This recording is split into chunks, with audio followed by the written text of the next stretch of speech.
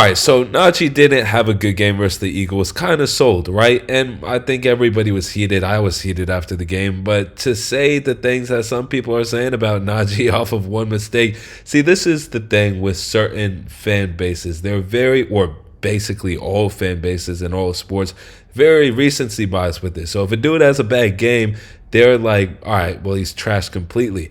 Najee has had a very good year. Najee is averaging, 4 yards per carry and is near 1,000 again. And that will be 1,000 for every year he's been in the league rushing. So, yeah, it wasn't good versus the Eagles. But also, like, why is Arthur Smith doing those pitches to the right, damn well knowing they don't work at all? Like, if any team watches the Steelers, they know that they're going to be running that same pitch, and it's very predictable. And the Eagles knew what was coming and when it was coming, so they were just stuffing Najee all game. And I don't want to blame the O-line, because at a certain point, it's just a numbers game. And if you're just simply put stack in the box because you know a run's coming, there's only so much an O-line can do about it. I thought they had some nice blocks today, but it's also tough for Arthur Smith. You don't want to blame him too much.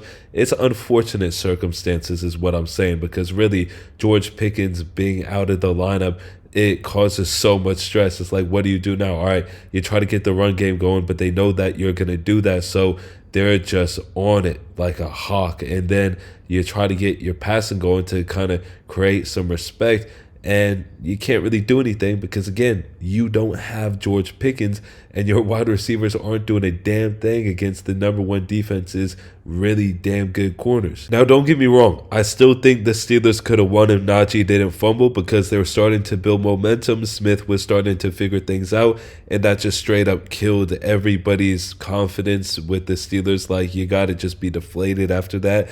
But it's not that big of a deal knowing that the Steelers are still in the playoffs. They clinched the playoff berth, and they didn't have George Pickens, so you can be like, all right, that's not the best version of the Steelers. And you can say the Steelers, they were coming back. They were still looking good despite not having George Pickens. So there's still positive takeaways, and it's not the end of the world that the Steelers lost the game. Also, Saquon Barkley has lost the Eagles the game versus the Falcons, which I also had money on that game. Why does all the running backs sell when I have money on the game? Anyway, yeah, again, not the biggest deal in the world, and Najee's still a quality back. But let me know what you guys think about the Steelers-Eagles game. Hopefully, you all enjoyed the video. That is it for me on this one. Peace.